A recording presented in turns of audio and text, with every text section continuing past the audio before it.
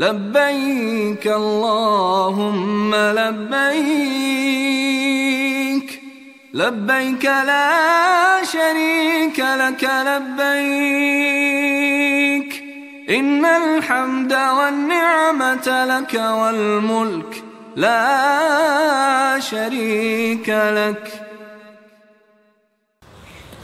Assalamualaikum warahmatullahi taala wabarakatuh. Bismillah walhamdulillah wassalatu wassalamu ala Rasulillah Muhammad bin Abdullah wa ala alihi wa sahbihi wa man walah. Kita tengok pula kepada syurut wujubul hajj, syarat-syarat wajibnya haji. Yang pertama, al-Islam. Islam adalah salah satu daripada syarat wajib haji. Maka sesiapa yang sudah masuk ke dalam agama Islam, sudah beragama Islam, maka wajib bagi dia mengerjakan haji. Yang kedua, al-aql.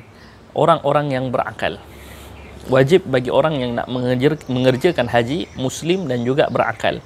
Yang ketiga, al-bulugh, al-aqil baligh. Aqil baligh ini bererti sudah capai umur kepada umur yang baligh.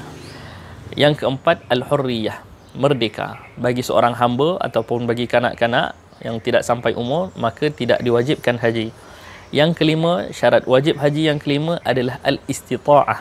Al-istita'ah ini maksudnya adalah kemampuan. Maka apabila sudah cukup syarat yang keempat, 1, 2, 3, 4 syarat wajib ini kita sudah ada, tetapi yang kelima ini kita tak ada, maka tidak wajib lagi ibadah haji ke atas kita. Al-istita'ah ini kemampuan. Istita'ah terbahagi kepada dua. Ada dua jenis kemampuan yang dilihat oleh para fuqaha, para ulama fiqh tentang kewajipan syarat wajib haji. Yang pertama, wujuduz zat, adanya bekalan. Ada bekalan ini, ada kemampuan duit, ada kemampuan untuk menanggung perjalanan, ada kemampuan untuk menanggung makan minum, tempat tinggal semasa kita mengerjakan haji, daripada masa kita pergi, semasa kita berada di dalam ibadah haji di Mekah, dan semasa kita hendak pulang. Wujuduz zat, mesti ada bekalan. Kalau salah satunya tak cukup, seumpamanya bekalan kita cukup sampai untuk kita berada di ibadah haji sahaja, di Mekah sahaja, tetapi apabila pulang kita tak mampu, apabila kita pulang sudah tak ada duitnya, maka tidak wajib lagi haji bagi kita kerana memudaratkan kita. Adapun wujudur rahilah, kewajipan kemampuan untuk ada pengangkutan, ar-rahilah, mestilah ada pengangkutan. Daripada tempat kita untuk pergi haji, mesti ada pengangkutan. Yang keenam, takhliyatut tariq. Jalan itu mestilah sunyi. Daripada tempat kita nak menuju ke Mekah Al-Mukarramah, jalannya itu mesti takhliyah, mesti sunyi. Sunyi ini bermaksud tidak ada gangguan semasa dalam perjalanan yang boleh memudaratkan diri, memudaratkan keselamatan, mudaratkan maruah, mudaratkan harta, mudaratkan nyawa dan sebagainya. Maka apabila jalan kita selamat, takhliyatut tariq, jalan kita sunyi dan selamat, maka wajib haji ke atas kita. Yang ketujuh, imkanul masir. Imkanul masir ini bererti dia mempunyai perjalanan yang sudah ditetapkan. Bukan sahaja jalan itu selamat, tetapi mestilah jalan itu sudah ada yang ditetapkan. Maksudnya dia bukan orang yang pertama daripada tempat dia membuka jalan untuk pergi ke haji. Kalau jalan masih tidak ada, iaitu masih tak ada jalan yang khusus yang boleh menyampaikan dia untuk pergi ke haji, maka tidak diwajibkan lagi untuk dia pergi haji. Tetapi apabila jalan sudah dibuka oleh orang yang lain, sudah ada jalan yang khusus untuk pergi mengerjakan haji daripada tempat dia untuk menuju kepada haji, maka wajib ke atas dia untuk mengerjakan haji. Adapun bagi orang yang baru hendak buka jalan pergi kepada haji, maksudnya asalnya daripada tempat dia nak pergi ke haji, asalnya tidak ada jalan yang khusus, dia kena meneroka sendiri, kena buka sendiri jalan, maka wajib itu tidak ada padanya untuk mengerjakan haji. Adapun kalau dia buat, tidak mempunyai masalah, cuma dia tidak berkewajipan.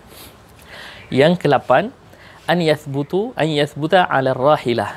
Mestilah dia itu mampu untuk duduk lama, duduk tetap di atas kenderaan. Bagi orang yang mempunyai jarak perjalanan yang jauh daripada tempat dia nak menuju kepada Mekah Al-Mukarramah, maka dia mesti ada kemampuan untuk duduk lama di atas tempat kenderaannya. Sama ada binatang tunggangan, sama ada kenderaan-kenderaan yang memang ada daripada tempat dia untuk menuju kepada Mekah Al-Mukarramah, maka dia mesti mampu untuk duduk lama sehingga dia selamat sampai ke Mekah Al-Mukarramah bagi mengerjakan haji.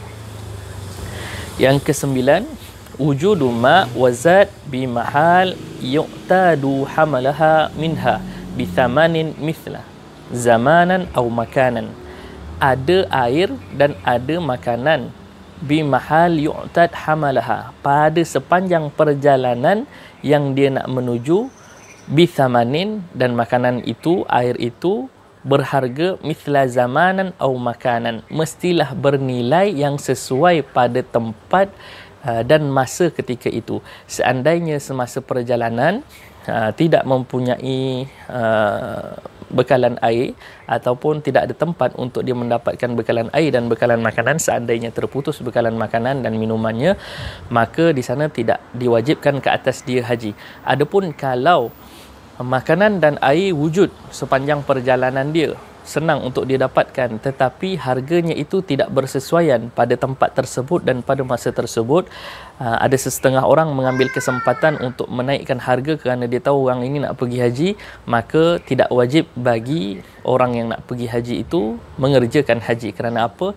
Kerana air dan makanan yang dijual di dalam perjalanan oleh orang lain, orang lain jual makanan dan air kepada orang-orang yang pergi haji ini dijual dengan harga yang tidak munasabah pada zaman dan tempat tersebut, pada masa dan tempat tersebut. Maka jika ada masalah begitu, tidak wajib seseorang itu untuk mengerjakan haji.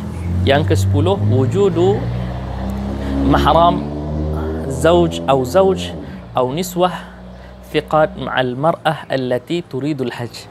Mestilah ada mahram, mestilah ada seseorang yang berkaitan dengan dirinya, ahli keluarganya, au zauj ataupun suami, ini bagi orang perempuan, ataupun suami, au niswatu thiqat ataupun perempuan-perempuan yang boleh dipercayai, ma'al mar'ah, bagi bersama-sama dengan orang perempuan yang nak mengerjakan haji tersebut, allati turidul haji, bagi perempuan wanita yang nak mengerjakan haji tersebut.